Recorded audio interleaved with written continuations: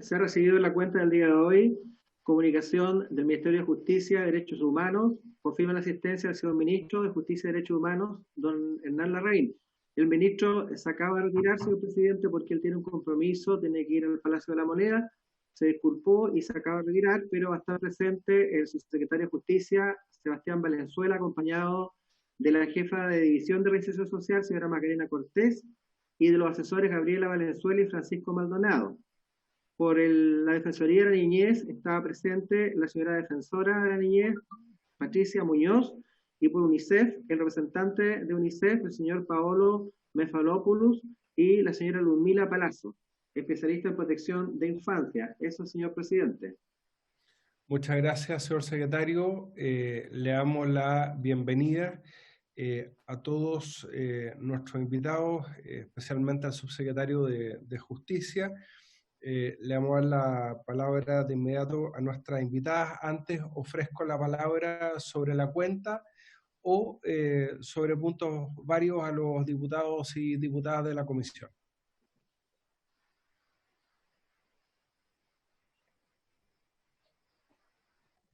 Muy bien. Al parecer nadie ha solicitado... Sí, el diputado Hitch pidió la palabra y el diputado Alessandri están pidiendo la palabra. Gracias. Es que no tengo la visión de todos. Tengo que correr la pantalla. Le damos la palabra en primer lugar al diputado Jorge Alessandri. Un momento, por favor. Gracias, presidente. Un tema técnico, si es posible que la Secretaría lo pueda solucionar. Nos habilitaron el escritorio digital para acceso remoto, igual que en la sala de sesiones también. Y en el escritorio digital de la comisión, si bien se puede ver la cuenta y se pueden ver algunos documentos como oficios de la comisión, no se puede ver los proyectos de ley. Bastaría con que el número de boletín lo pongan en formato de link en azul para que uno lo pueda apretar y pueda entrar dentro del mismo escritorio digital al proyecto que estamos discutiendo en cada momento. Solo eso, presidente. Gracias, diputado Alessandri. Diputado Tomás Hitch, le ofrezco la palabra. Ahora sí los puedo ver a todos en la galería.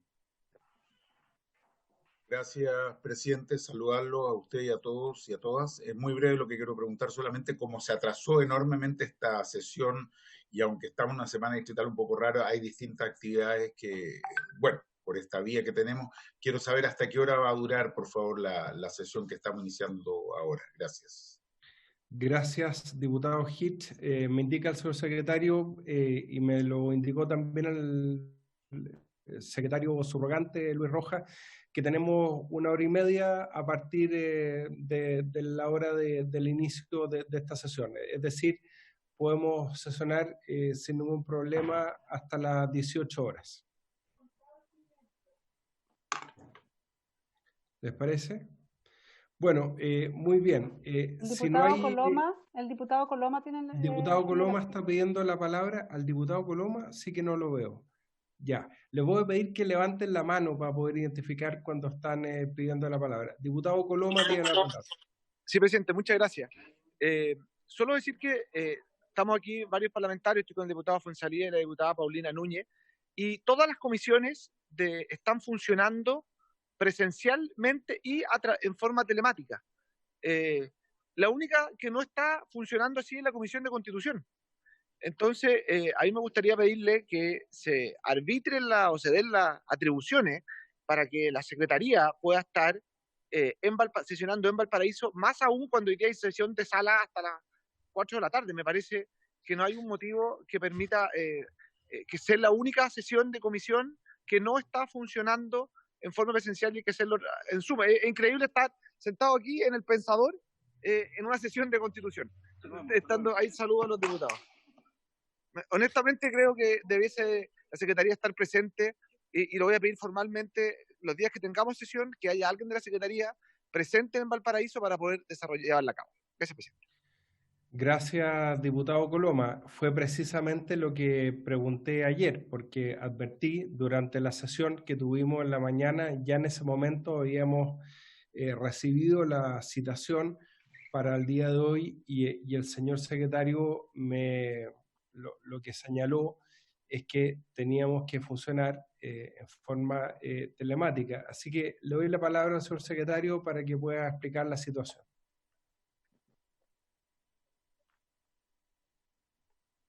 Señor secretario. Señor presidente, aclaro lo siguiente. Ayer cuando se planteó la posibilidad de hacer una sesión mixta con el propósito de proceder a votar un proyecto, la pregunta no fue encaminada si podíamos hacer sesión mixta o no. La pregunta era encaminada a saber si se podía votar en una sesión mixta, y la respuesta fue que, de acuerdo con lo acordado por los comités, siendo parte de la asistencia presencial y parte de asistencia a distancia, una comisión mixta no se podía votar. Ahora, no es que yo haya dicho que no se puede hacer una comisión mixta. Eso fue lo que se discutió el día de ayer. Ahora, la sesión, esta fue citada como telemática, a distancia, lo cual no impide que los señores diputados puedan ingresar a la sesión a través de sus respectivas oficinas, ingresando por su computador, y como lo hemos hecho todos, a través de que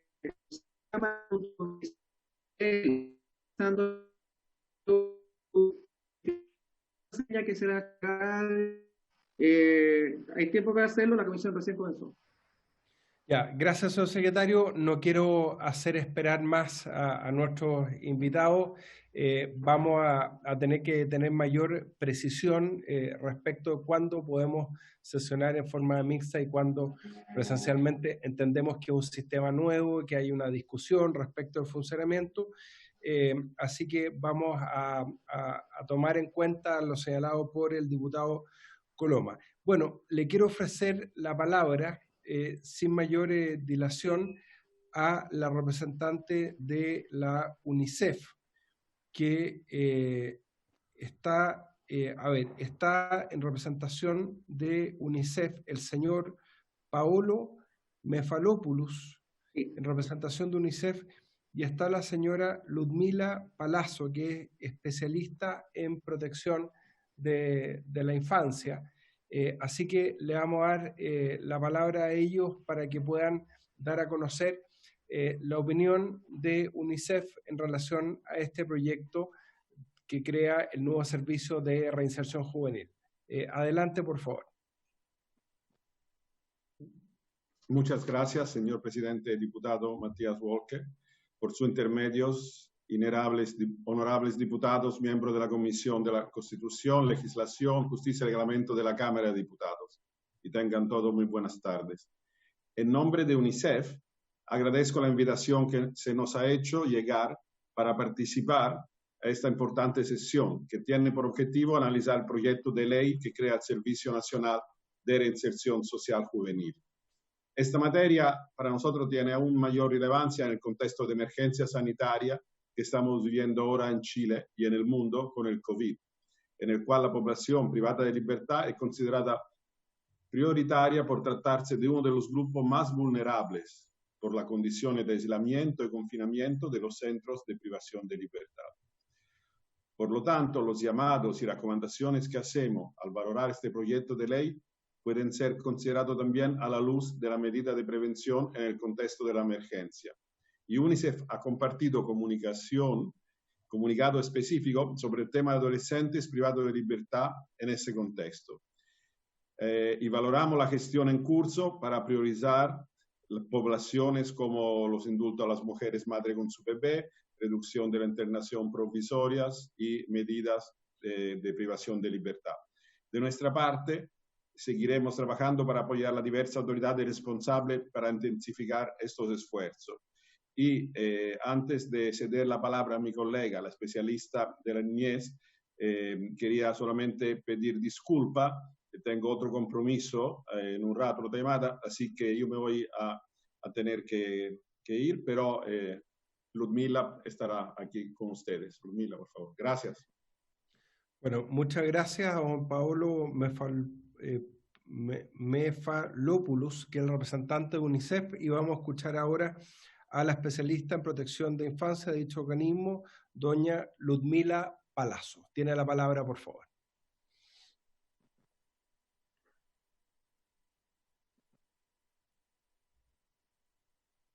Yo les doy el audio. Ludmila, yo le doy el audio. Parece que usted lo tiene apretado, el botón. ¿No? A ver.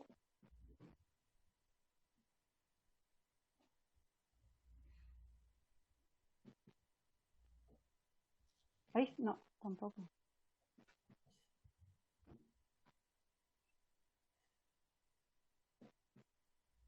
Patricio, ¿tú puedes intentar darle el audio? Porque yo no estoy pudiendo. ¿Ahora?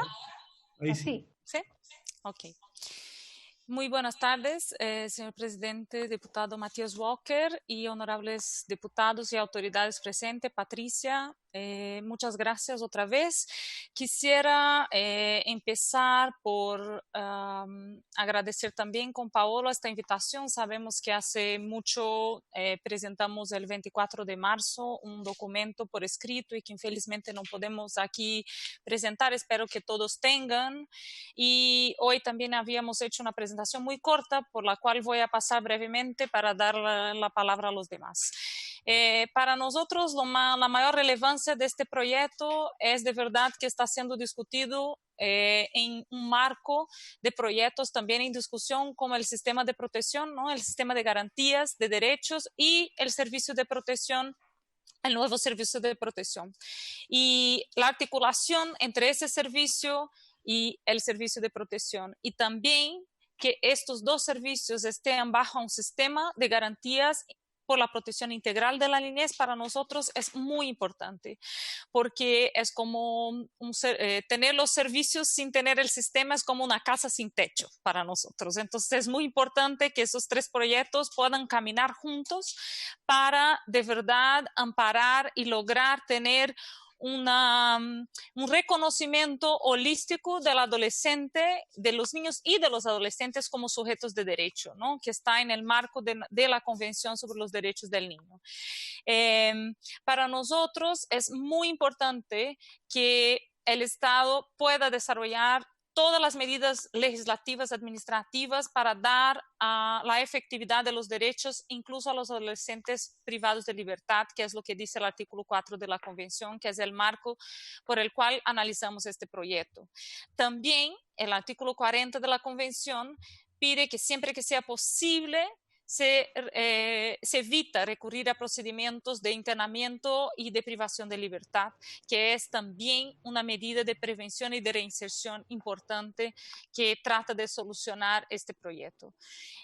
Para nosotros, más importante también es el enfoque de reinserción social que requiere, por ejemplo, la colaboración de las familias en el proceso judicial y en el proceso de intervención. Y esta puede ser la gran innovación de este proyecto, o sea, que la familia sea parte y que esto sea considerado según el interés superior de los adolescentes. Esto es el gran valor de un nuevo servicio de reinserción social para que la reinserción sea de verdad posible. Es muy importante también para nosotros, como dice las reglas de Beijing, que es un otro marco importante, que todas las medidas tienen que ser proporcionales a las conductas y circunstancias del adolescente, o sea, el principio de proporcionalidad, que para nosotros sigue siendo aún una brecha en el proyecto en términos de principio, de incorporación como principio de esta ley. Es muy importante también para nosotros resguardar los derechos de la observación general número 24 de los adolescentes privados de libertad. Y lo más relevante de esta discusión hoy tarde que quisiera traer, que como dijo Paolo sobre la internación provisoria, que viene siendo aplicada de manera indiscriminada, sin un plazo fijo, ¿no?, de cumplimiento. Y nosotros acabamos de terminar un estudio con la Defensoría Penal Pública que nos revela que 70%, ¿no?, de los adolescentes que pasan más de 6 meses en internación provisoria, después reciben una sanción de no privación de libertad. O sea, una internación desnecessaria y que no contribuye. Y este número de 70% sube a casi 80% para el caso de las mujeres, que sí tienen una menor tasa de internación provisoria, pero que esos 6 meses de internación desnecesaria de verdad compromete el proceso de reinserción de cualquier adolescente, ¿no? El encierro en la etapa de adolescencia por el tiempo y el impacto que tiene en esta etapa de vida de verdad es muy relevante en lo que va a pasar con la reinserción social del adolescente que comete una falta, un delito contra la ley penal.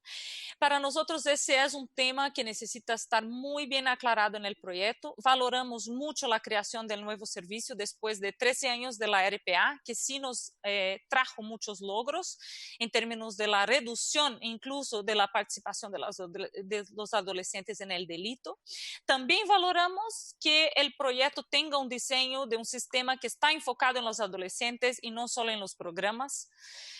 Y también promueve mayores niveles de especialización, no a nivel que todos nosotros gustaríamos. Sabemos que esta fue una discusión extensa en el Congreso con todos los actores y nunca vamos a llegar a nivel de especialización que nos gustaría para este tema, pero creemos que el proyecto sí tiene un enfoque de promover esos mayores niveles de especialización al cual valoramos. Insuficiente, sí, como también está de acuerdo la defensora, y caminaremos hacia una mejora de este sistema con todos los actores. También valoramos la incorporación de los elementos de justicia restaurativa, que es también otro elemento de la observación general número 24 del Comité de los Derechos del Niño. Las brechas, entonces, para UNICEF es cómo ese nuevo servicio se puede articular con el sistema de garantías y con el nuevo servicio de protección. También en el reconocimiento del adolescente como sujeto de derecho en su totalidad, explicitando principalmente los mecanismos existentes para evitar la internación con medidas más idóneas a la reinserción de los adolescentes. Y dejar explícito la aplicación del principio de proporcionalidad y interés superior, que también se aplica para el caso que muchas veces se olvida, que es de los adolescentes en privación de libertad o en conflicto con la ley.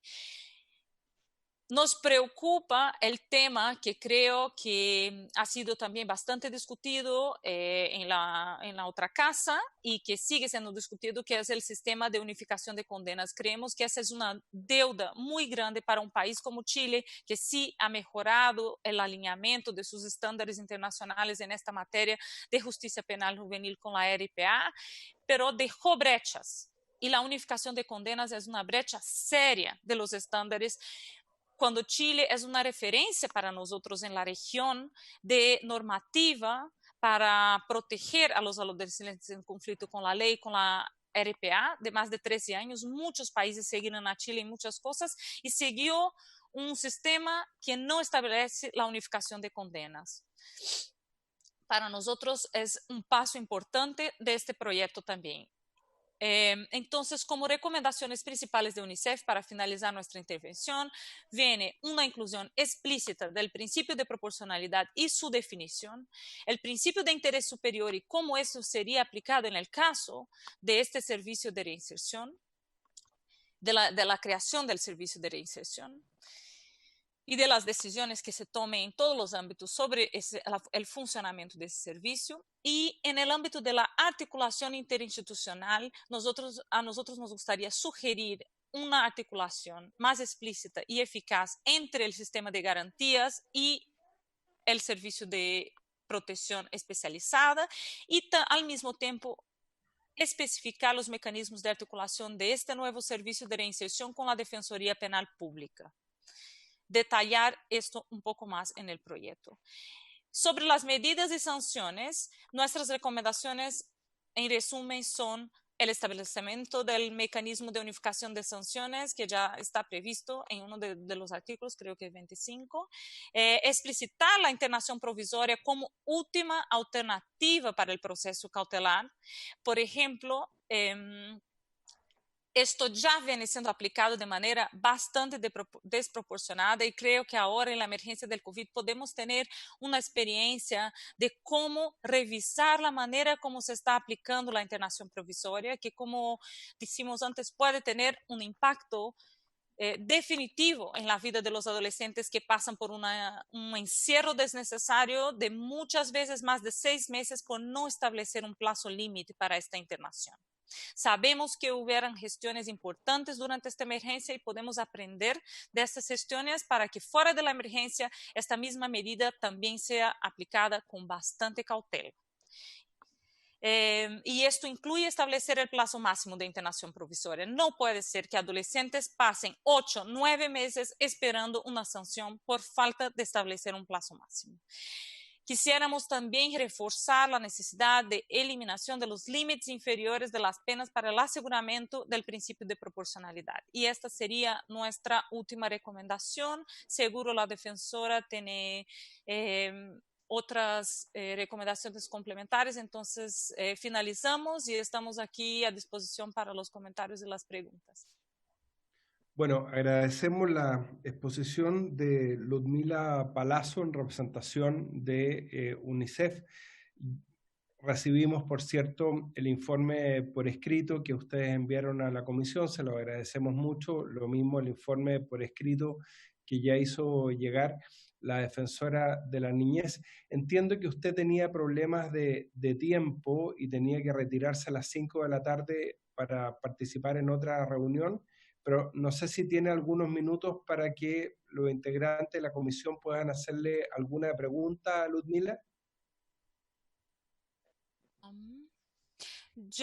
Paolo ya se retiró para una llamada que tenía con New York. Yo me quedo aquí para contestar las preguntas, por lo tanto puede pasar a los demás invitados y contesto junto con los demás invitados. Muchas gracias. Ofrezco la palabra a los diputadas de la comisión por si hay alguna pregunta a la representante de UNICEF.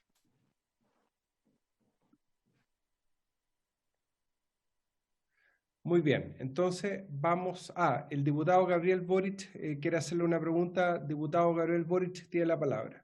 Un momento. Ahí está. Muchas gracias. Muchas gracias, Ludmila.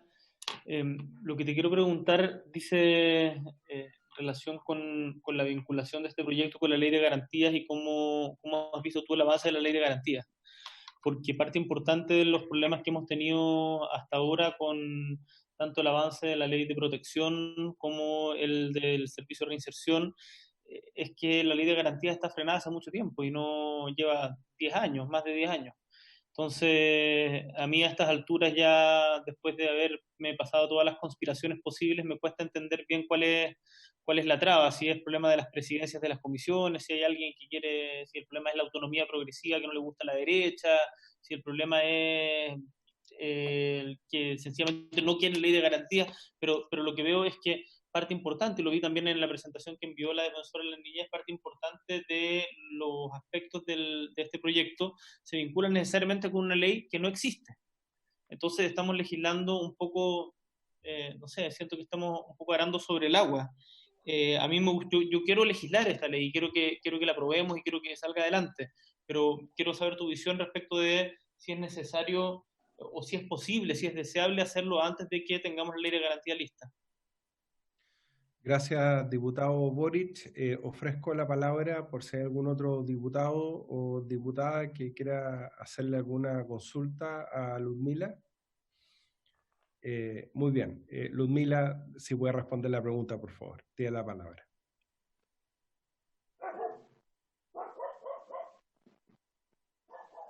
Muchas gracias, diputado Gabriel Boric. Para nosotros no significa retrasar la aprobación de la creación de este servicio y de servicio de protección, pero es muy importante que el Parlamento legisle con coherencia en niñez porque un sistema de protección es como el paraguas de todos los servicios, ¿no? Para mí no existe sistema sin servicios de atención, ¿no? Sin servicios de protección. Es muy complicado hablar de un sistema de protección de la niñez que no tengan servicios, pero también es complicado crear el piso, ¿no? Que son los servicios de atención y protección sin el techo.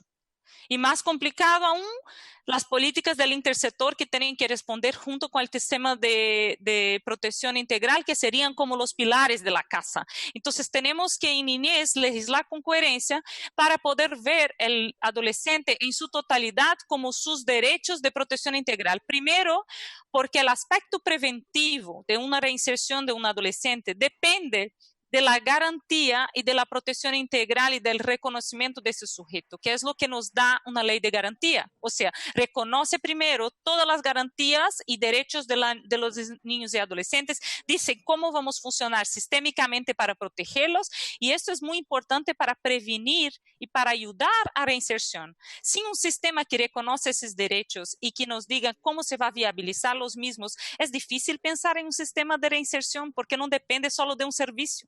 La existencia de un servicio es insuficiente para asegurar el acceso a derechos de los niños, principalmente que ya llegan en una condición muy vulnerables a un servicio de adolescentes en conflicto con la ley, ¿no? Porque los adolescentes no despertan un día y dicen, hoy voy a cometer un delito, ¿no?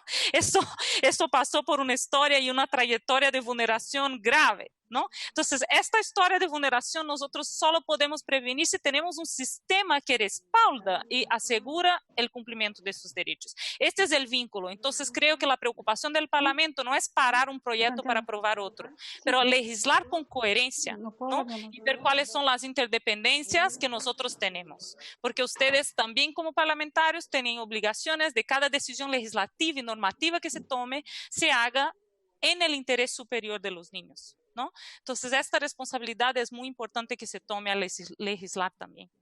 Muchas gracias.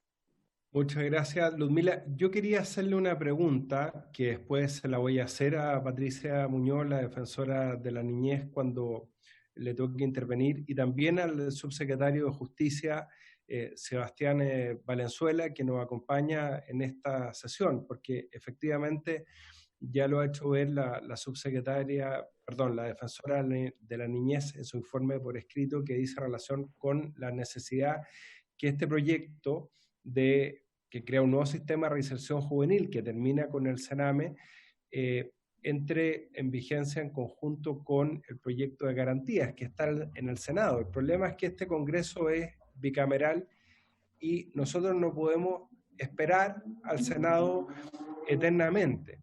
Entonces, la pregunta que yo quiero hacerle a Ludmila, insisto, después para que la tome cuando intervenga Patricia Muñoz y también el subsecretario de Justicia, Sebastián Valenzuela, es si no les parece que debiéramos dejar un artículo transitorio en este proyecto que crea el nuevo servicio de reinserción juvenil, de que este entre en plena vigencia una vez que esté despachado por el Congreso en sus distintos trámites el proyecto de garantías de la niñez. Ludmila, esa es la pregunta.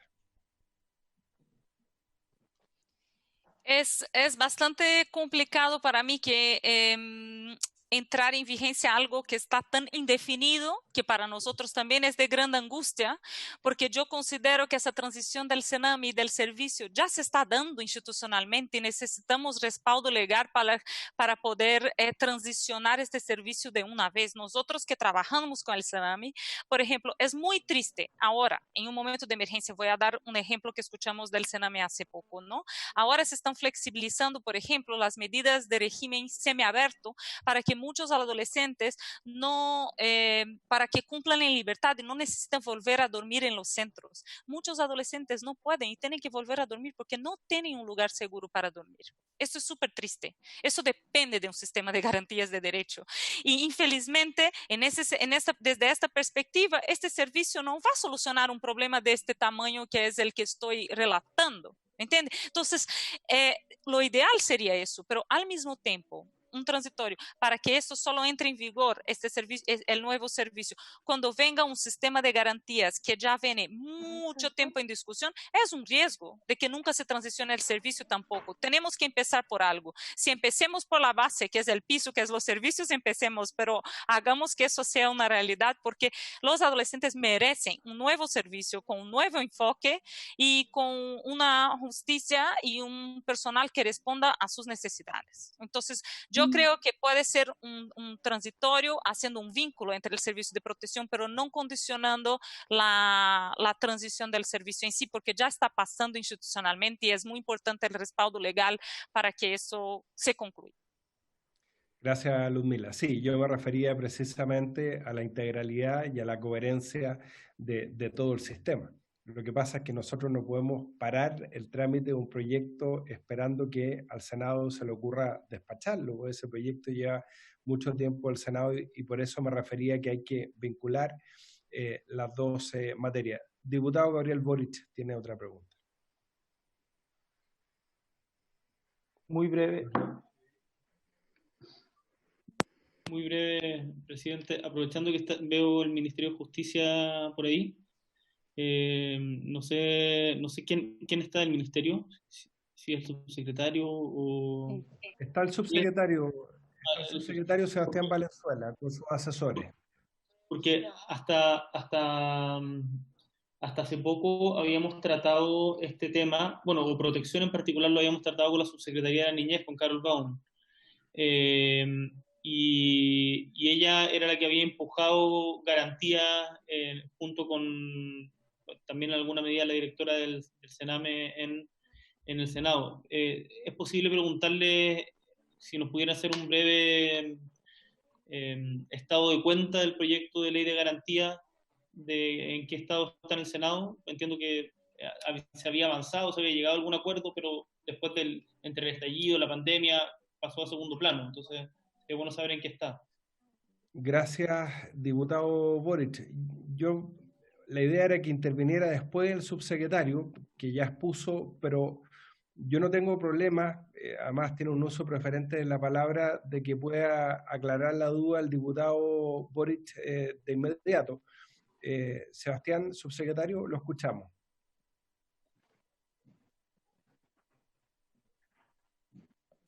Gracias, presidente. Bueno, aprovecho de saludar por su intermedio, presidente, a todas las diputadas y los diputados. Reiterar también la excusa al ministro, quien estuvo en el horario de la sesión y por una reunión que estaba planificada antes se tuvo que retirar. A ver, sobre este punto, efectivamente, y tal como ha sido puesto por UNICEF, y también nosotros lo hemos hecho presente al inicio de las presentaciones, acá hay una modificación completa lo que tiene que ver con la institucionalidad en materia de infancia, donde se puede hablar de esta tríada a nivel legislativo, y es un desafío justamente para todos los organismos colegisladores de tramitar en conjunto 3 proyectos de ley que son tan relevantes como este que estamos tratando en esta comisión, junto a el proyecto que crea el Servicio de Protección de la Niñez y, por cierto, la ley marco de garantía. En ese sentido, justamente como señalaba UNICEF, claro, pensar en una condicionante a que no es posible la vigencia de este proyecto si no está establecido garantía, hace depender justamente el avance de ese proyecto, que me voy a referir justamente a propósito de lo que señalaba el diputado Boric, pero acá hay un proyecto que, a diferencia de lo que es, por ejemplo, el servicio de protección, este es un proyecto que implica una implementación gradual, porque no solamente crea un servicio, que es el caso del servicio de protección, sino que, tal como ha explicado en presentaciones anteriores, impacta derechamente en la organización del sistema de justicia penal, con la creación, por ejemplo, de salas especializadas y con una alta dosis de lo que tiene que ver como especialización, que claramente uno de los grandes déficits hoy día en la actualidad. Y es un proceso que viene en caída durante 4 años, y una de las modificaciones urgentes, por ejemplo, que presenta este proyecto, dice relación con lo que tiene que ver con el cambio del régimen semicerrado, con todas las críticas, obviamente, que hay en los distintos informes de cómo se cumple, que el proyecto permite hoy estar reemplazándose por el cumplimiento de zonas a nivel de provincia incluso, y donde esto puede favorecer la vinculación de los jóvenes. Ahora, respecto a este proyecto está con urgencia. Recordemos que ambos proyectos que son tramitados por el Ministerio de Desarrollo Social, tanto el Servicio de Protección como el de Garantía, estaban en la misma comisión, en la Comisión Especial de Infancia del Senado, y si bien han sido puestos ambos con urgencia, afortunadamente el Servicio de Protección, ese proyecto ya ha sido despachado por la Comisión de Infancia, hoy está en la Comisión de Hacienda, y por lo tanto lo único que queda pendiente es el de garantías, que fue tramitado en paralelo, no es que ahora recién dicha comisión va a comenzar a revisar ese proyecto. Entendemos que está a puertas de ser despachado por la Comisión Especial de Infancia del Senado. Por lo tanto, esperamos que eso también pueda tener pronta tramitación, un proyecto que se encuentra también en segundo trámite, que por lo tanto, tal como deseamos, sean los 3 proyectos, obviamente que cuanto antes, los 3, insisto, están con urgencia, puedan ser despachados prontamente por el Congreso. Eso es, presidente, lo que al menos podemos informar nosotros respecto a la tramitación del proyecto de garantía.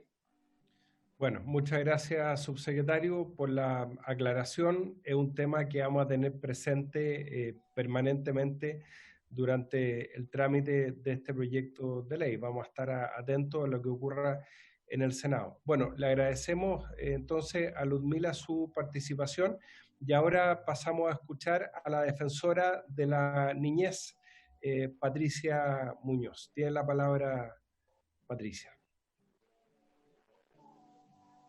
Muchas gracias, señor presidente. Saludo por su intermedio a todos los miembros de la comisión, también a Ludmila y a los invitados del Ministerio de Justicia, no solo al subsecretario, sino que también a Francisco y a la asesora que le acompaña. Agradecemos esta posibilidad, señor presidente, porque tal como ya se ha dejado de manifiesto, porque me antecedió la palabra y también ha sido relevado por el subsecretario Valenzuela, este es un proyecto no solo necesario, sino que urgente en nuestro país, que precisamente va en la línea de poder adaptar el sistema de enjuiciamiento criminal de adolescentes a los estándares internacionales de derechos humanos. Y desde ahí, nosotros como Defensoría de la Niñez valoramos muy positivamente el trabajo que se ha hecho en el Ministerio de Justicia, que me ha tocado conocer de manera directa en términos de cómo se han preocupado de generar una instancia legislativa que efectivamente promueva estos estándares y logre ejecutar un sistema que sea favorable en consideración al interés superior, en este caso de los adolescentes. Así que desde ahí, yo he dejado a disposición, entiendo que la Secretaría también de cada uno de los miembros de esta comisión, del oficio que emitimos con nuestras observaciones y recomendaciones y también de la presentación que se pretendía exhibir el día de hoy, pero por temas técnicos no se puede hacer desde nuestro computador, así que lamentablemente no la voy a poder ir exhibiendo en ese sentido, pero sí nos interesa, señor presidente, relevar algunos temas que tienen que ver con recomendaciones que nos parecen que de acogerse tanto por la Comisión como también por el Ejecutivo, podrían reforzar aún más este significativo cambio que implicaría la creación de este sistema.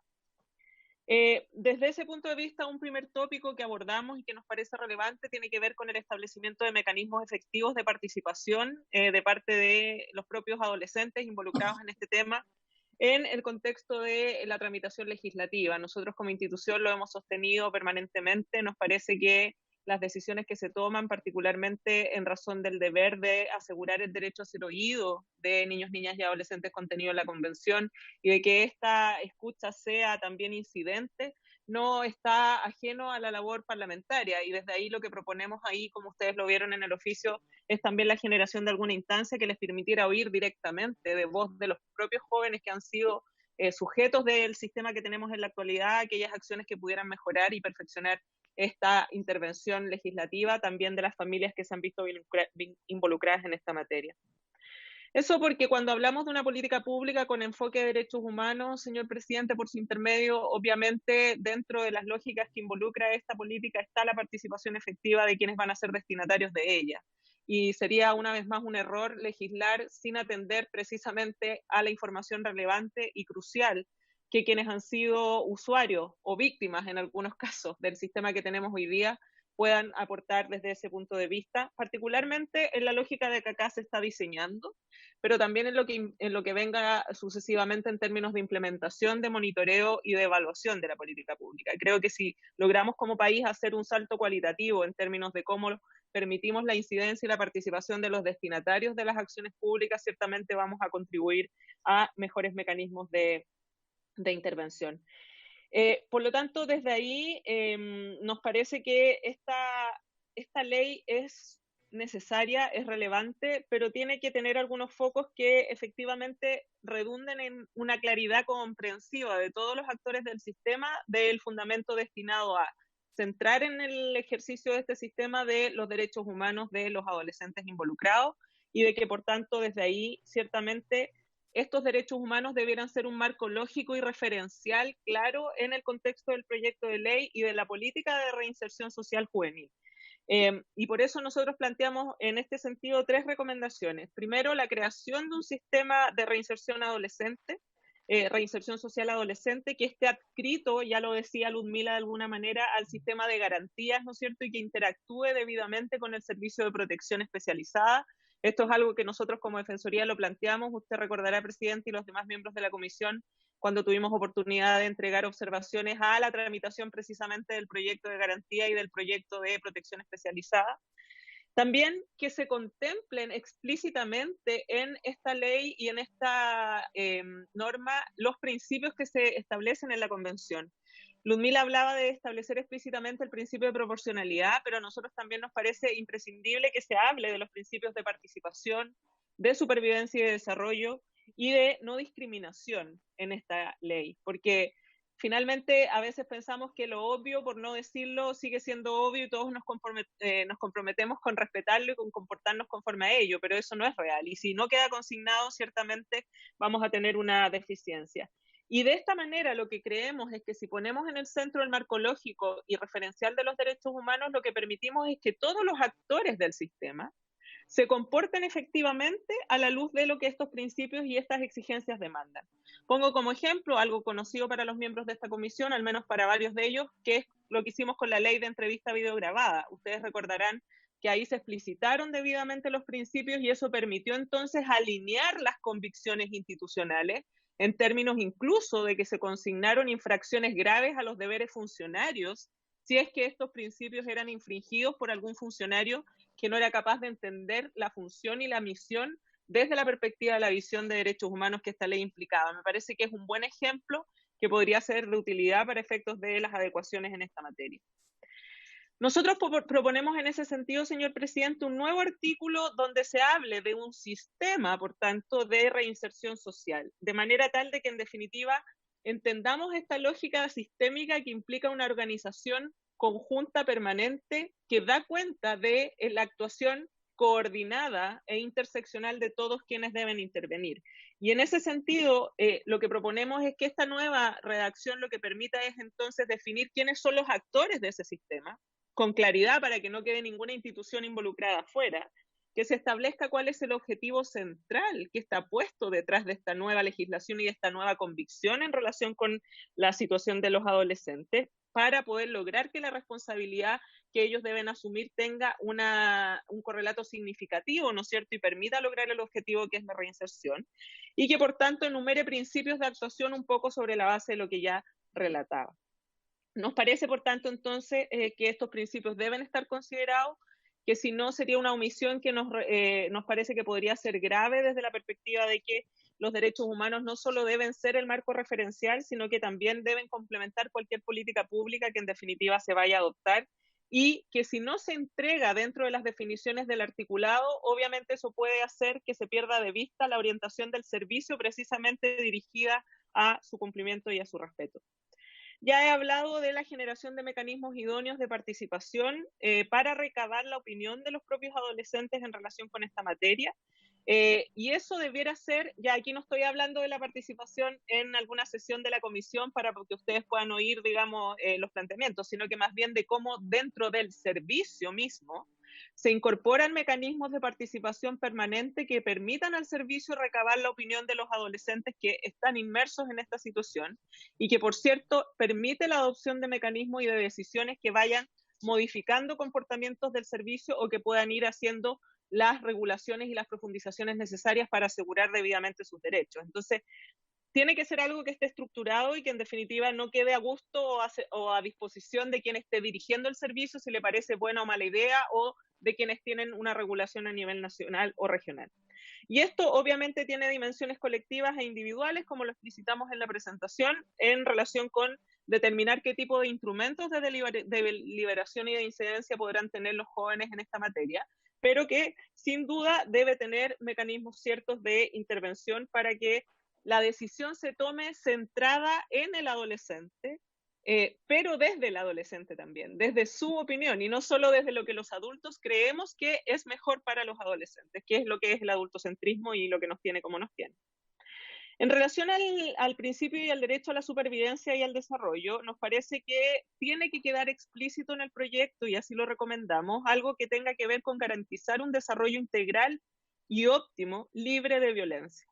Y esto nos parece imprescindible porque volvemos a lo que yo planteaba. Muchas veces lo que parece obvio y evidente, si no se consigna, no es tan obvio ni evidente para todos. Y el comportamiento estructural, particularmente si atendemos a las deficiencias y a las brechas conocidas y significativas que tiene el Servicio Nacional de Menores, requiere de explicitar debidamente cosas que son toleradas, cosas que no son toleradas, y de esa manera poder tener claridad también de qué acciones precisas se deben ejecutar en razón de lo que deba ocurrir. Denuncias, el deber de hacer denuncias, el deber de informar determinadas situaciones, el deber de regular la respuesta institucional ante hechos vulneratorios de derecho, que en definitiva tengan una estructura que sea clara y definida para todos quienes intervienen.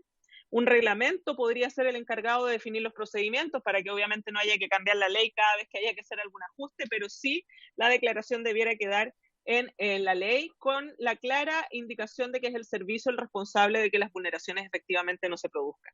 Y la promoción de un desarrollo holístico que hoy día ciertamente no existe, ni hablar de los procesos educacionales que no son reales para los jóvenes que hoy día están insertos en un sistema como el que tenemos de responsabilidad penal adolescente, tampoco para los que están en un sistema de protección, y por lo tanto desde ahí es necesario que hablemos de la atención efectiva en materia de salud, en materia de acceso a la educación formal, a la educación en línea, en fin, a todo lo que estamos viendo también en razón de la pandemia.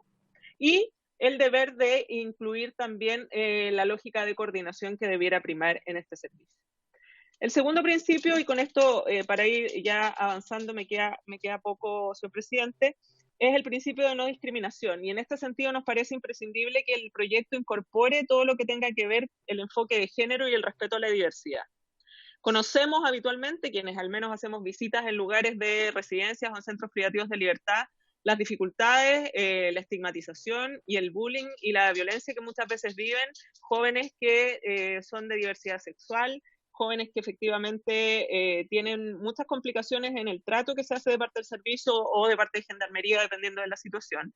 Y evidentemente acá tiene que haber un pronunciamiento explícito en relación con estos principios, de manera tal de que además esa diversidad sea visibilizada y valorada por el servicio, y no sea entonces una situación que complejiza o que genera algún tipo de problema o de costos para el adolescente, en vez de que sea algo que se valora y que se aborda debidamente desde el servicio con todas las adecuaciones que hay. Y ello incorpora también, por supuesto, el enfoque de género, de interculturalidad y todo lo que tiene que ver con la diversidad en ese sentido.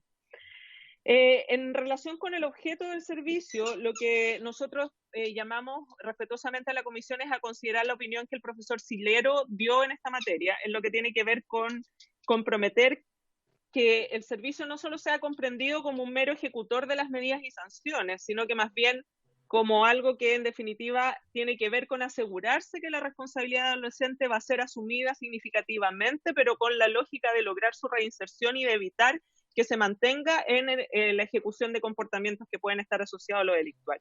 Y por lo tanto ahí lo que necesitamos es que esas condiciones sean consistentes con sus derechos fundamentales y que quede de esa manera explicitado. Y que también se entienda, y esto es súper relevante, que las medidas y las sanciones van aparejadas y asociadas a un hecho delictual en particular, y que por tanto no tiene que ver con una conducta atemporal del adolescente. Porque si no se hace ese salto significativo y se incluye normativamente de esa manera, corremos el riesgo de seguir en esta lógica estigmatizadora que en definitiva permite lo que hoy día tenemos, que es una potente criminalización persistente que no logra atender solo a comportamientos estrictos y concretos, sino que más bien generaliza y genera complicaciones adicionales. En relación a la cadena de control y supervigilancia, nos parece relevante que se vuelva a centrar en el enfoque en los derechos humanos de manera más explícita y que, como ya decía, se aborde el deber de reporte y de denuncia en casos de situaciones de vulneración de derechos. Respecto al Consejo de Estándares y Acreditación, nos parece que esto es muy relevante, pero que debiera tener un contenido mínimo que esté asociado al compromiso de profundizar la implementación de la Convención sobre los Derechos del Niño en materia de responsabilidad penal adolescente. Creemos que esa es una posibilidad que tiene este proyecto en términos de incluir aquellos conceptos que favorecerían su situación Y también lo que sí nos parece imprescindible es que se amplíe la restricción de posibles acreditaciones a quienes tengan condenas, no solo que estén inhabilitados por haber cometido delitos sexuales, sino que también de maltrato, y que también tengan condenas por otros hechos que en definitiva pudieran dar cuenta de la falta de idoneidad para poder atender debidamente las necesidades de los adolescentes involucrados. Por lo tanto, lo que pretendemos es que se visualice al adolescente, ¿no es cierto?, en su etapa de desarrollo, y también el rol de su familia en términos de una participación mucho más activa, potente, significativa, no solo en la ejecución de una eventual sanción, sino que durante el proceso completo para lograr que los resultados sean significativos en términos finales. Ya entrando en lo que tiene que ver con las propuestas de modificación a la ley 20.084, señor presidente, nos parece que es imprescindible recordar que el deber del Estado es limitar al máximo el contacto de los niños, niñas y adolescentes con el sistema penal. Esa es una obligación que está asociada a la prevención de vulneraciones de derechos y que está asociada a un deber estatal desde el año 90, una vez que ratificamos la convención. Por lo tanto, ahí tenemos que centrarnos en los efectos desocializadores del sistema penal para efectos de poder potenciar aquellas estrategias que son desjudicializadas y que en definitiva promueven esto, y por eso es que valoramos la mediación como una alternativa distinta que va precisamente en esa línea.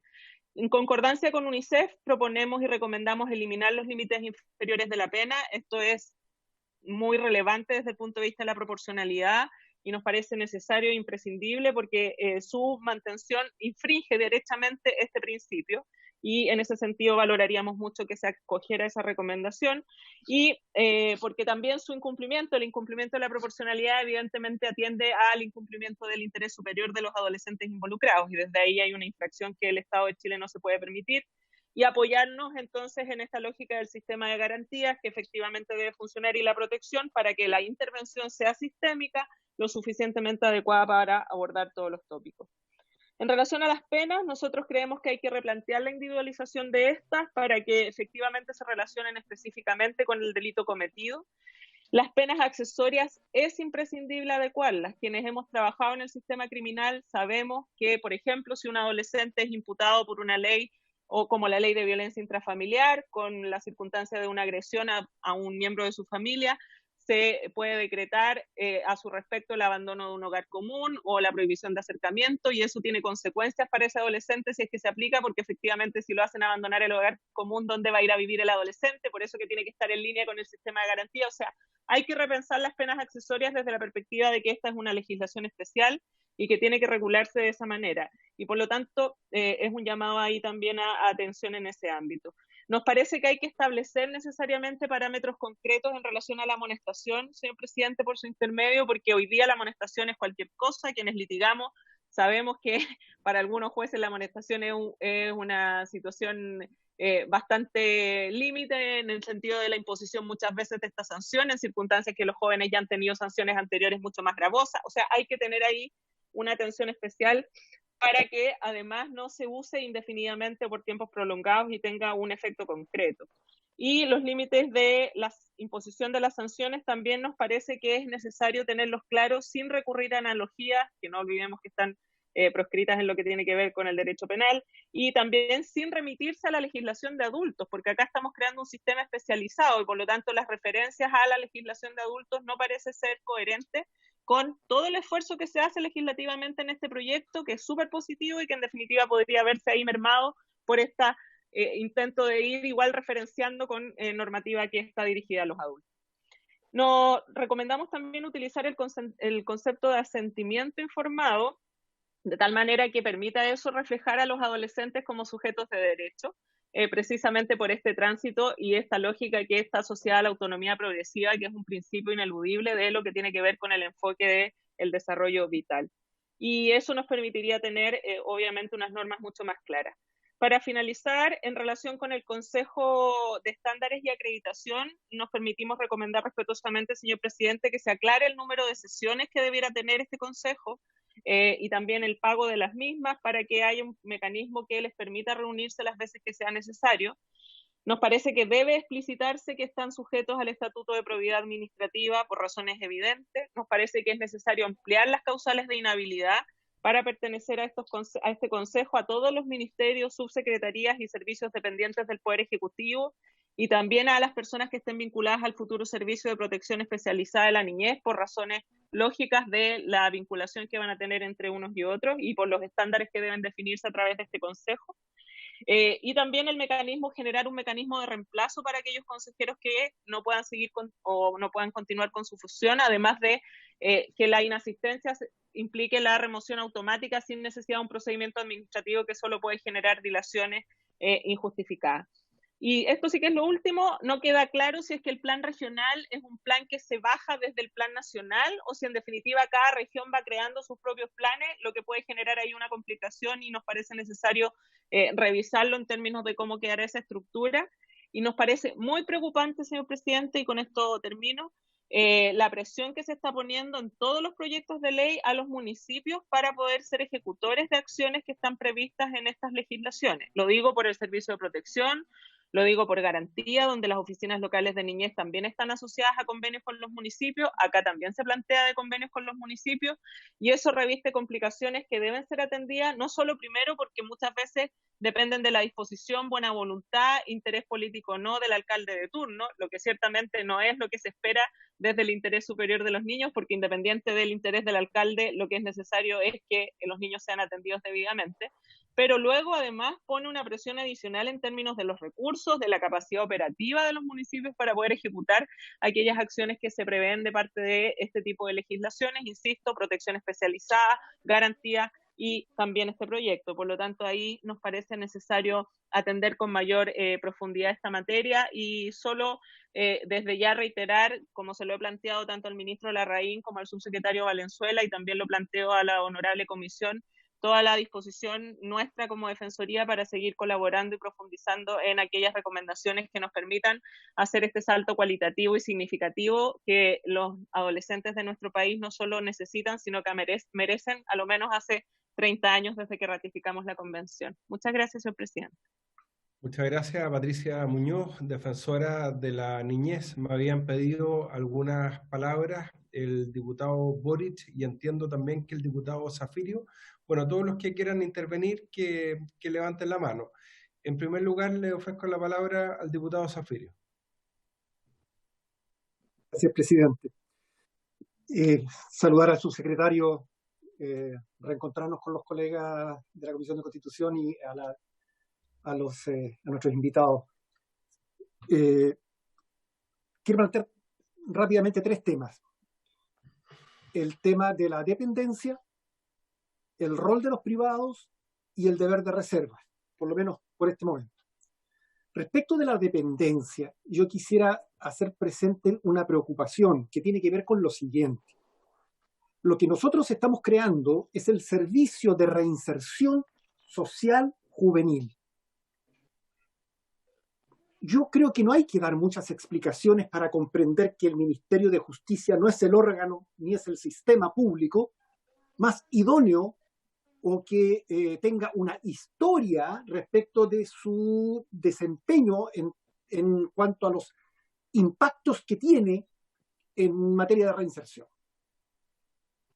Si yo pienso que estamos hablando de personas que van desde 14 a 18 años, que de acuerdo con la Convención de Derechos del Niño son niños, no obstante que insistamos en llamarles adolescentes, son niños para toda la legislación internacional, lo último que se me ocurriría sería entregarle un sistema de reinserción social al Ministerio de Justicia, porque lo que se logra es precisamente el efecto contrario de lo que nos plantea la defensora de la niñez, en términos de vincular estrechamente las labores propias de la reinserción con el sistema sancionatorio penal. Ese es un primer punto que quisiera dejar planteado. El segundo punto tiene que ver con el inciso tercero del artículo segundo. El artículo segundo describe cuál es el objeto del servicio. Y dentro del objeto se dice administrar y ejecutar las medidas y sanciones de la ley 20.084. Y cuando se refiere a la intervención de los privados, lo que nos dice la norma es que los privados podrán ejercer las prestaciones correspondientes. Es tan genérico que prácticamente los privados y el sector público pueden hacer exactamente lo mismo. Porque, insisto, el carácter tan genérico de la norma va a permitir que se produzca un conjunto de vicios, que no voy a repetir porque ya son conocidos por nosotros y son conocidos por todo el país, que es algo que es precisamente lo que queremos evitar. En consecuencia, yo tengo mis severas reservas respecto del rol de los privados en materia de reinserción social juvenil y cuáles son las facultades que en el contexto del nuevo servicio van a tener. Y un último punto, por el momento, presidente, termino de inmediato, tiene que ver con el deber de reserva. El artículo 9 establece el deber de reserva, pero lo establece en términos que son francamente, desde mi punto de vista, aberrantes. Dice: deben guardar secreto o confidencialidad a su respecto y abstenerse de usar dicha información con una finalidad distinta a las funciones legales que les corresponda desempeñar o utilizarla en beneficio propio de terceros. Yo soy partidario del deber de reserva, pero eso también tiene un límite. El límite es el interés superior del niño. Lo que pasa es que el deber de reserva ha sido la herramienta que históricamente ha permitido y sigue permitiendo que las instituciones privadas hagan con los niños, niñas y adolescentes en Chile lo que quieran. La historia es conocida. Más de 1.300 muertes que no se conocían porque las instituciones, cuando moría un niño, el registro civil otorgaba un certificado de defunción, no funcionaban en línea, había una carpetita, el certificado de defunción se guardaba en esa carpetita y el Sename nunca se enteraba que ese niño había fallecido. Es más, hay casos de instituciones privadas que seguían percibiendo subvenciones después de haber fallecido los niños. Entonces, cuidado con el deber de reserva.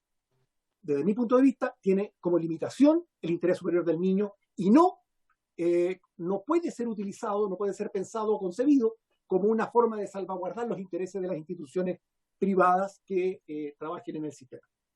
Gracias, presidente. Gracias, diputado Zafirio. Y ahora le ofrezco la palabra al diputado Gabriel Boric.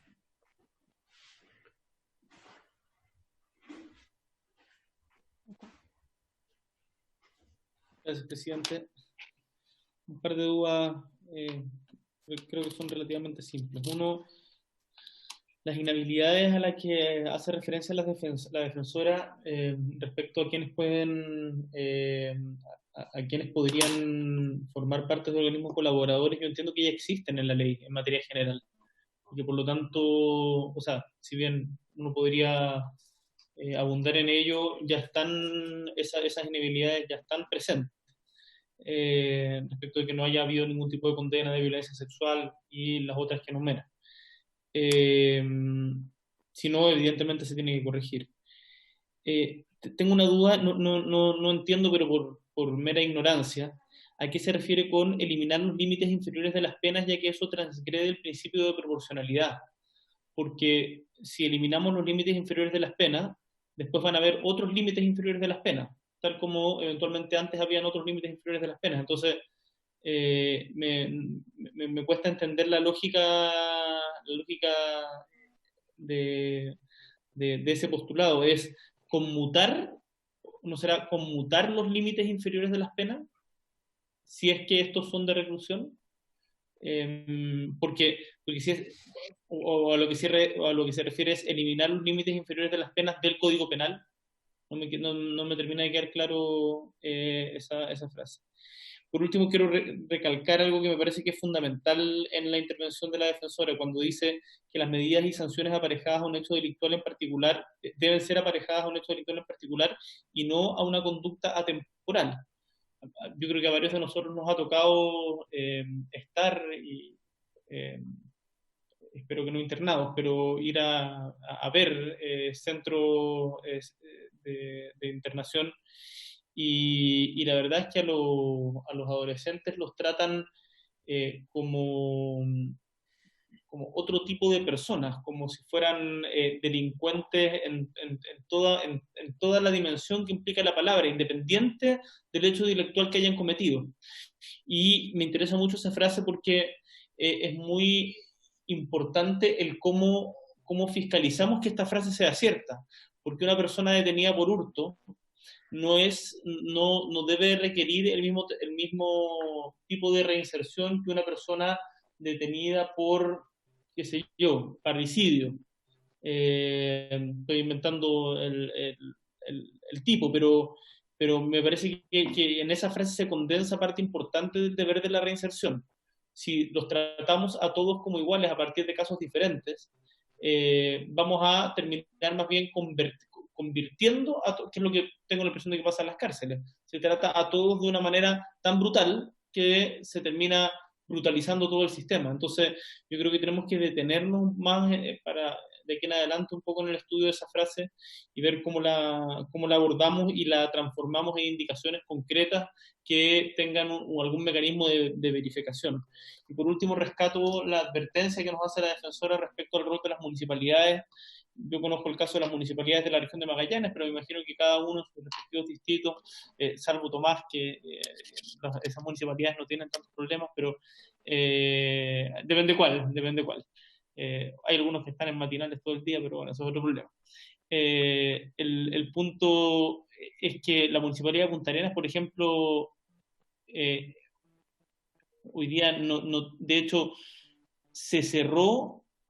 Hoy día en Magallanes existe un solo centro colaborador del Sename en términos de protección y la municipalidad no tiene ni una posibilidad de hacerse cargo de otro. Y lo hemos tenido que empujar a través del Sename y del Servicio de Salud.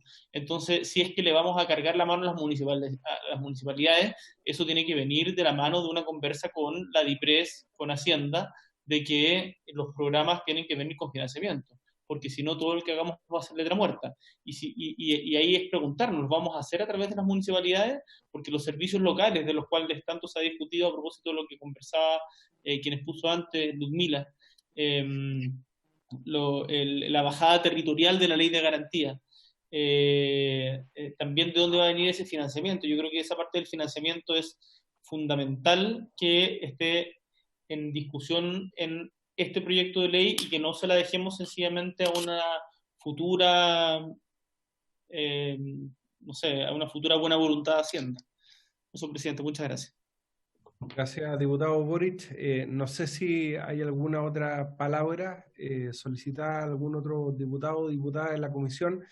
Yo simplemente quería preguntarle a la defensora de la niñez, a Patricia Muñoz, ¿de qué manera ella cree que el proyecto se hace cargo o no de un tema que hemos conversado muchas veces, que es el caso de quienes son condenados como adolescentes por la Ley de Responsabilidad Penal Adolescente y después siguen cumpliendo penas como adultos, ya sea en recintos del Sename o en secciones juveniles de Gendarmería, pudiendo producirse una contaminación criminológica, entre comillas, con adolescentes más jóvenes, ¿no? De 14, 15, 16 años, o cómo deberíamos avanzar a juicio de ella en este tema que muchas veces se ha advertido que es un problema, ¿no es cierto?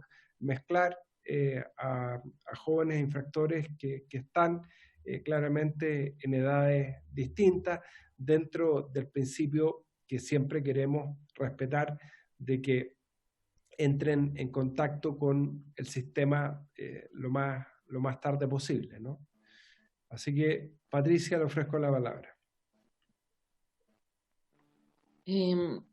Gracias, señor presidente. Respondiendo a las inquietudes que se planteaban respecto de las inhabilidades, sí, lo que ocurre es que debemos recordar que hay cierta legislación que ha surgido con posterioridad como por ejemplo el delito de maltrato, el 403 bis, 403 ter, que son normas que tienen una especificación distinta y que habría que incorporar específicamente respecto de los registros y las inhabilidades, y nos parece relevante que así sea. Y también respecto de algunas consideraciones que no involucran inhabilidad específica para trabajo con niños, niñas y adolescentes, por ejemplo, ¿no? Que es lo que tenemos que ver en contextos de la situación de la idoneidad, particularmente.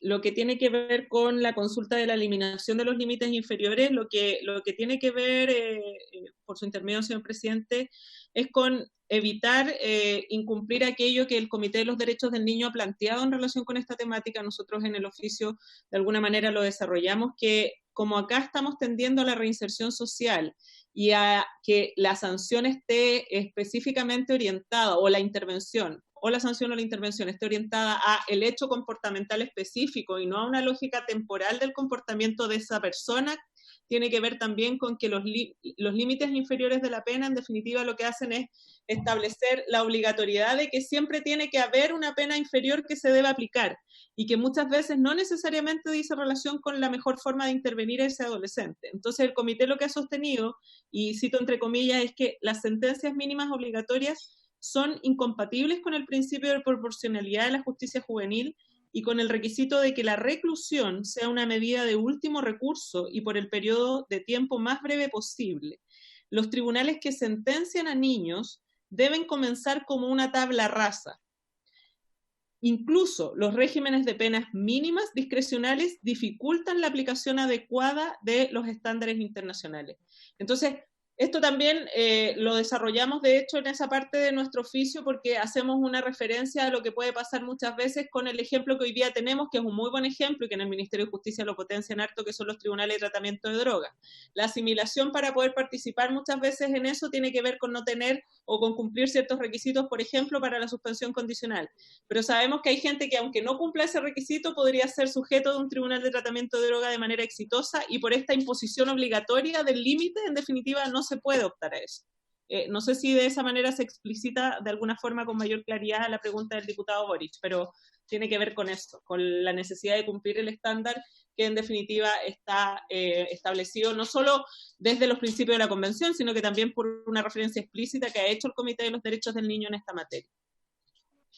Y finalmente, presidente, a su pregunta en lo que dice relación con la dificultad que reporta para los adolescentes esto de la mezcla y de la situación que se produce de que condenados como adolescentes después se convierten en adultos y siguen cumpliendo pena, eso es algo que no debiera ocurrir. En términos estructurales, nuestro sistema hoy día ya debiera preocuparse de satisfacer la necesidad de que los niños no estén efectivamente, los adolescentes no estén efectivamente vinculados con adultos, pero eso no ocurre en términos prácticos, y por lo tanto desde ahí lo que a nosotros nos parece, perdón, pero tengo una intrusa por acá, es que, Cleo, silencio, es que efectivamente si es que hay algún tipo de intervención en esta materia, eso se tiene que regular por los mecanismos que tienen que ver con el cumplimiento efectivo de las sanciones en centros privativos de libertad, solo respecto de adolescentes, donde no haya posibilidad de que quienes son adultos estén cumpliendo eso, pero eso implica también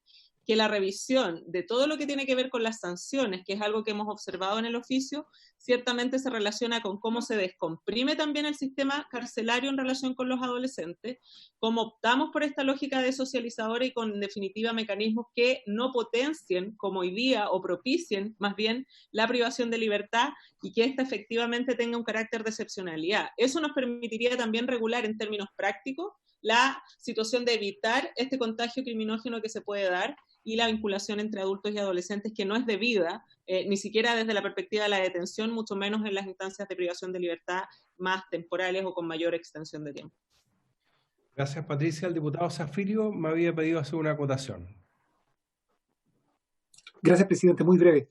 Me gustaría conocer la opinión de la defensora de la niñez respecto del tema de la dependencia que planteé. Es decir, por qué las labores propias de la reinserción social tendrían que quedar necesariamente dependiendo del Ministerio de Justicia, que cumple un rol totalmente distinto. Gracias, presidente. Gracias, diputado Zafirio. Patricia, por favor. La verdad es que desde la perspectiva de la atribución y de la dependencia, Lo cierto es que acá uno esperaría que hubiese una participación, una dependencia mucho más orgánica en términos técnicos de la posibilidad de lograr esos mecanismos de reinserción.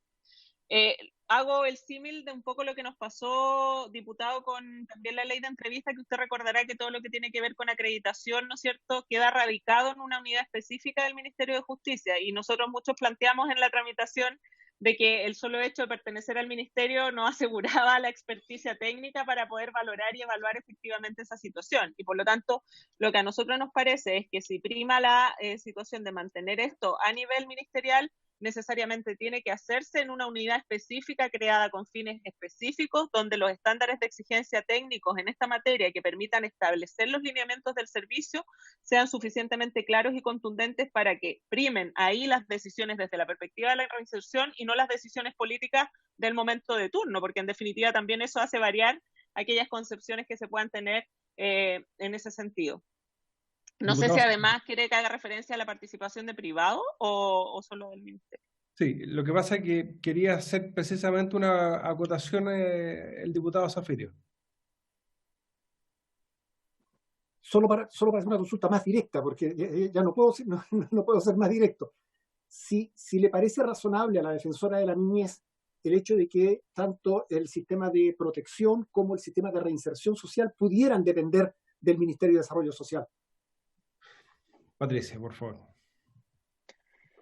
Yo creo que tal como están concebidos hoy día y por la formación, no me parece que el desarrollo social esté en las condiciones dadas para que se pueda producir técnicamente de manera suficiente esas consideraciones. Me parece que las dificultades que han habido en la tramitación de protección, en la tramitación de la ley de garantía, tiene que ver con ciertas falencias desde esa perspectiva, y creo que profundizar aquellas integrando reinserción también en ese ámbito podría ser significativamente complejo.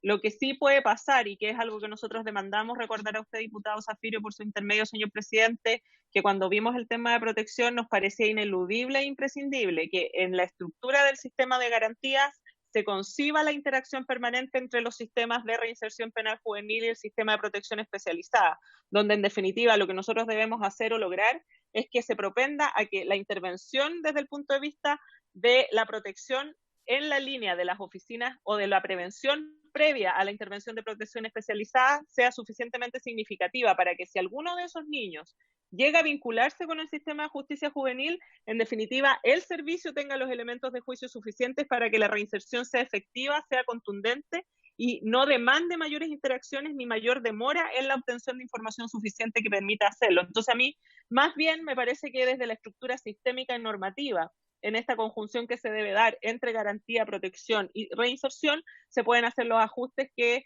redunden en una situación beneficiosa para ellos. Muchas gracias, Patricia. Si les parece, nos quedan unos pocos minutos. Le vamos a ofrecer la palabra al subsecretario de Justicia, Sebastián Valenzuela, para que pueda dar la opinión del Ejecutivo en relación a algunos de los temas que se han planteado. Subsecretario. Señor presidente, también ha pedido la palabra Ludmila Palazzo, para que esté en conocimiento. Perfecto.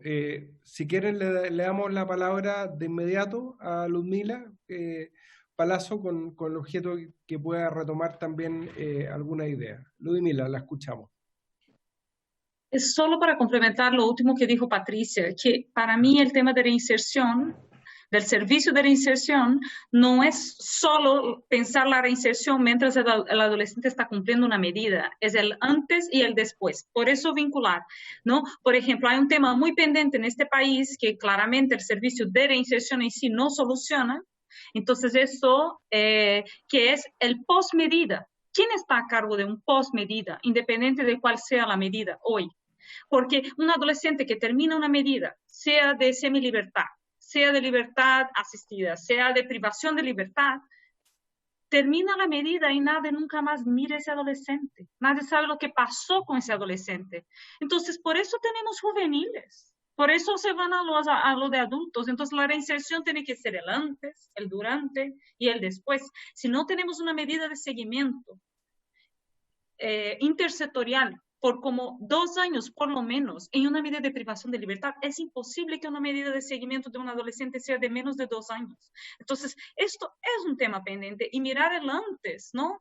Para no tener que reinsertar socialmente a los adolescentes. Entonces, eso es la perspectiva sistémica de mirar la adolescencia de manera integral. Y lo otro, para no olvidar, para pasar la palabra al subsecretario de Justicia, que el Ministerio de Justicia es un Ministerio de Justicia y Derechos Humanos, ¿no? Entonces, por lo tanto, tenemos que tener las condiciones de reinsertar con esta perspectiva de derechos. Entonces, nosotros tenemos que reforzar este rol de la institucionalidad para intentar cumplir con los roles y funciones que vienen con esa institucionalidad, que tiene un mandato de derechos. Perfecto, muchas gracias Ludmila por esa intervención y ahora sí le ofrecemos la palabra al subsecretario de Justicia, Sebastián Valenzuela. Gracias, presidente. Bueno, son varios los temas y en primer lugar quiero agradecer la exposición tanto de UNICEF como de la Defensora de la Niñez, porque efectivamente, y da cuenta sus intervenciones, acá son muchos los temas que se vinculan tanto con la creación de un nuevo servicio, que es el objeto principal que establece el proyecto, como correcciones que se hacen en el sistema de responsabilidad penal adolescente, porque aquí cabe señalar, y como lo señalamos al inicio de la tramitación, presidente, se comenzó con un sistema de responsabilidad penal adolescente el año 2007, pero no se dotó de una institucionalidad para hacer efectiva esa responsabilidad penal adolescente, y ya varios años después estamos tratando de hacer esa corrección para dotar de un servicio que desde su creación esté destinado a una administración correcta de este sistema de responsabilidad penal. Y por eso, entre los diagnósticos en general, que son abundantes sobre la materia y que son los pilares fundantes de esta modificación legal, no es que haya que cambiar un modelo, sino que haya que establecer los mecanismos para que este modelo de verdad se aplique. Porque hay varias normas, por ejemplo, uno que puede encontrar en el sistema de responsabilidad penal adolescente que no tienen aplicación porque hoy en día no está, obviamente, el soporte para poder dar aplicación en ese sentido. Y acá, por lo tanto, hay un cambio de enfoque de poder adaptar finalmente ese sistema de responsabilidad penal. ¿Por qué señalo esto? Porque aquí creo que es muy importante recordar que uno de los ejes tiene que ver con la instalación de un modelo de intervención. O sea, aquí no hay que perder de vista que por más que uno haga toda esta infraestructura y regule las penas, ¿esto en qué se traduce? En que va a haber finalmente el día de mañana una medida o una sanción que va a estar siendo aplicada a un adolescente, y el contenido de esa medida y el contenido de esa sanción es lo que interesa para que cumpla los fines a los cuales tenemos mandato por ley, tenemos mandato de convención. ¿Esto en qué se traduce? En que, y lo mostrábamos también con antecedentes vinculados a temas de reincidencia. Hoy día, por ejemplo, hay una reincidencia que es menor en los jóvenes cuando están cumpliendo una sanción que después de que terminan de cumplirla. Por lo tanto, la sanción opera más como un mecanismo de control que inhibe durante su ejecución la comisión de nuevas conductas, y no que el objetivo que efectivamente, a propósito de una sanción, esa intervención sea exitosa y los jóvenes abandonen trayectorias delictuales que pueden llegar a ser persistentes. Y esto por una serie de déficits que tiene el sistema. Uno de ellos, que ha sido mencionado tanto por UNICEF como por la propia defensora, y ha sido consulta de varios de los integrantes de la comisión, tiene que ver con el sistema de pena, que hace el absurdo de que tengamos jóvenes y ya no tan jóvenes en virtud de sentencias por hechos que han cometido como menores de edad, con 26 años, con 28 años, cumpliendo penas en secciones juveniles. Y eso obviamente el proyecto lo aborda porque acá esto permite justamente solucionar una sinfín de problemas que hoy día vemos en la realidad cuando no hay un mecanismo de unificación.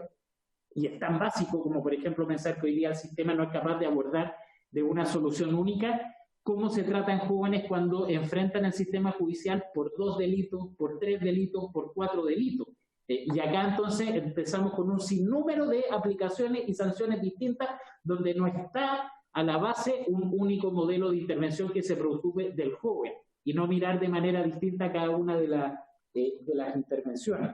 Por cierto que son muchos los puntos que entiendo por razón de tiempo no es posible aclarar ahora, presidente, pero sí me gustaría mencionar 2 o 3 puntos que son bien relevantes, que han sido mencionados en las distintas exposiciones y en las consultas.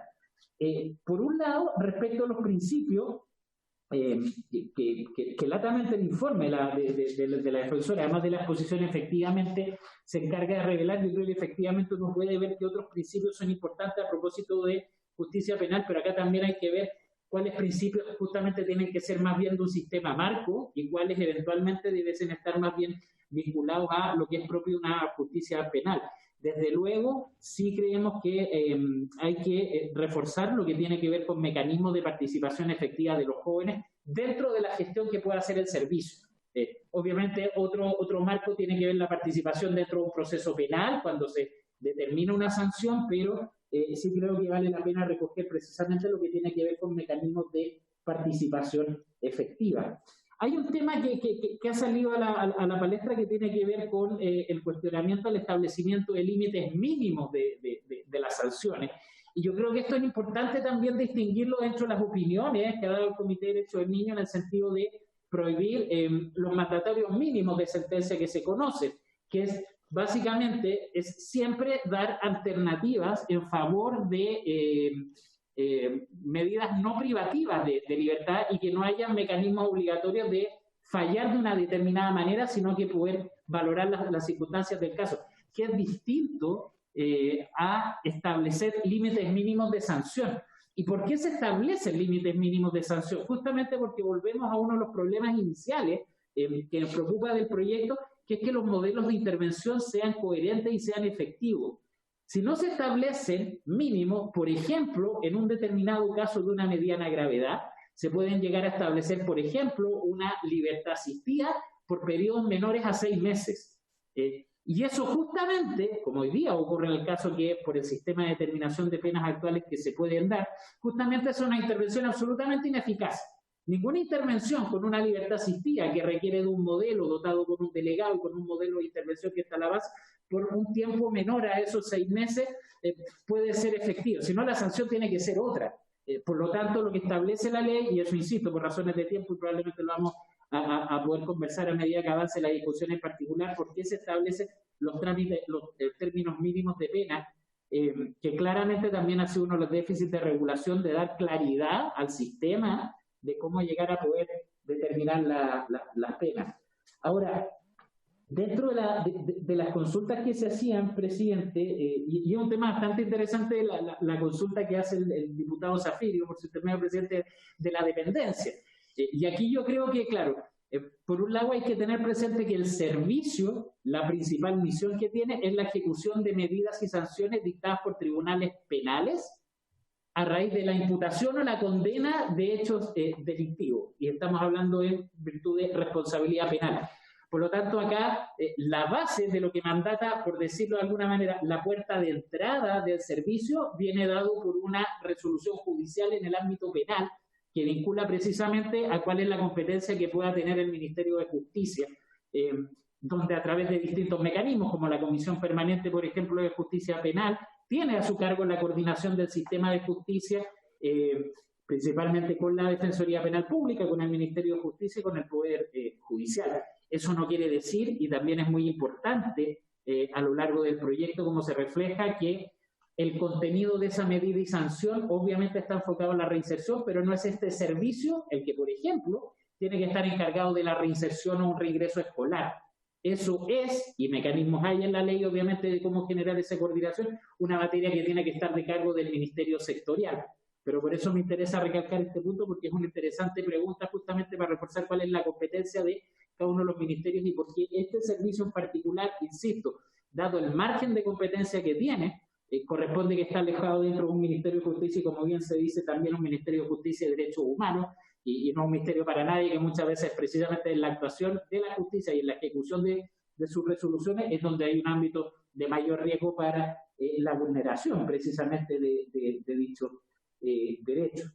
Ahora, también respecto a la participación de privados y las consultas que hacía el diputado Zafirio, aquí también hay un cambio completo del relacionamiento entre un servicio y los organismos que van a intervenir. Hoy en día opera el Sename mediante la ley de subvenciones, la ley 20.032, que efectivamente ha sido objeto de modificaciones, pero opera bajo un sistema de subvenciones. Acá el sistema cambia completamente. Este nuevo servicio opera bajo un sistema de oferta que opera como árbitro decisorio un consejo de estándares y acreditación, que era al respecto de ese punto, entiendo la defensora cuando plantea la posibilidad de incorporar mayores inhabilidades respecto de quienes integran ese consejo de estándares y acreditación, que tiene entre sus funciones justamente acreditar ex ante, y no simplemente en un mero análisis formal, la participación tanto de un organismo como la implementación de un programa propiamente tal. Sin perjuicio de ello, efectivamente, yo creo que corresponde ahí revisar que no se quede corto el ámbito de inhabilidad. Por último, presidente, insisto, hay muchos temas que han surgido dependiendo del tiempo, pero respecto al tema de las municipalidades, que también es una preocupación que ha planteado la defensora, cabe señalar, eso sí, que este proyecto no incorpora nuevas funciones a las municipalidades, sino que lo que mandata a propósito de un plan, que efectivamente es importante que quede bastante claro en la ley, la diferencia entre un plan nacional con las consideraciones que tienen que ver a nivel local de un plan de reinserción. Se establece un comité operativo con las autoridades locales y es en virtud de ese funcionamiento donde se permite convenios de colaboración con las municipalidades, pero en virtud de las funciones que hoy día están realizando. También justamente para no seguir incorporando funciones a las municipalidades, que tal como ha planteado el diputado Boris, por ejemplo, sabemos que se generan una serie de problemas, pero lo que se fomenta es a la coordinación. Por razones de tiempo, presidente, no sé si es posible explicar sobre todo algunas modificaciones más en virtud de la ley de responsabilidad penal adolescente sobre el modelo al profesor Maldonado, pero consulto por las razones de tiempo a la comisión. Sí, lo que pasa es que lamentablemente, Sebastián, tenemos hora de funcionamiento hasta las 18:15, porque esta sesión tenía lugar hasta las 16:30, pero como usted ha señalado, viene ahora toda la discusión en particular, porque este proyecto ya lo aprobamos en general. Voy a volver a ponerlo en tabla la próxima semana, y son muchos los temas que van a surgir de la discusión y de la votación en particular. Yo quisiera agradecerle a todos nuestros invitados, especialmente a la defensora de la niñez, a Patricia Muñoz, a Ludmila Palazzo, representante de UNICEF, al subsecretario de Justicia, a Francisco Maldonado, también asesor, a todo el personal de la Secretaría, y a los diputados René Zaffirio, Marco Ilavaca, Tomás Hitt, Gabriel Boric, que se quedaron a participar hasta el término de esta sesión. Quedan todos invitados a participar del trámite de este proyecto durante la discusión y votación en particular. El reglamento así lo permite, tal como lo hicimos en el sistema de protección especializada de la niñez, donde la Defensoría particularmente participó en todo el trámite del proyecto. Van a estar invitados, obviamente igual que el Ejecutivo y UNICEF, a acompañarnos permanentemente en la discusión de este proyecto. Así que muchas gracias a todos, y a los miembros de la comisión recordarles que mañana tenemos una nueva sesión telemática a las 10 de la mañana por el proyecto de delitos económicos, donde tenemos también es a las 3, me dice el diputado Zaffirio. No, ¿nos puede aclarar el secretario a qué hora es mañana? Ya tengo una confusión ya.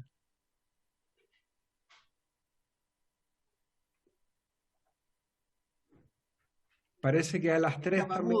Estaba mudo. De 15 a 16:30. Perfecto.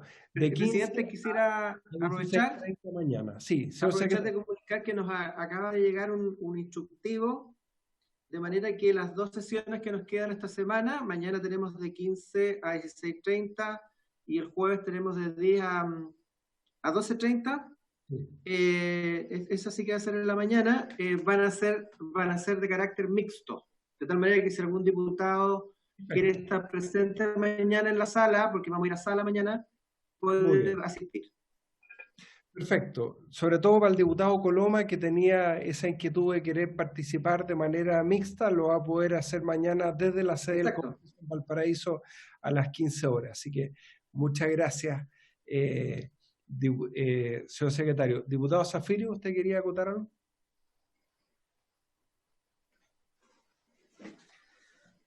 No sé. Sí, ahora sí. Aprovechar que ya no está mudo el secretario. Eso, deduzco, don Patricio, deduzco que mañana hay sesión de sala, entonces, en la mañana. Nosotros preguntamos y la respuesta hasta el momento es que no hay sesión de sala. Pero nos llegó ese instructivo para los efectos de que sesionemos. La Secretaría por lo menos se va a trasladar a Valparaíso. Perfecto. Y vamos a manejar desde ahí la sesión. Evidentemente que si no hay sesión de sala, yo creo que todos van a participar en forma telemática, pero vamos a estar ahí, pues si alguien quiere llegar, vamos a estar ahí. Muchas gracias. Le vamos a avisar al diputado Coloma, sobre todo que puede participar presencialmente mañana en Valparaíso. Bueno, por haberse cumplido el objeto de la sesión, se levanta. Muchas gracias a todos.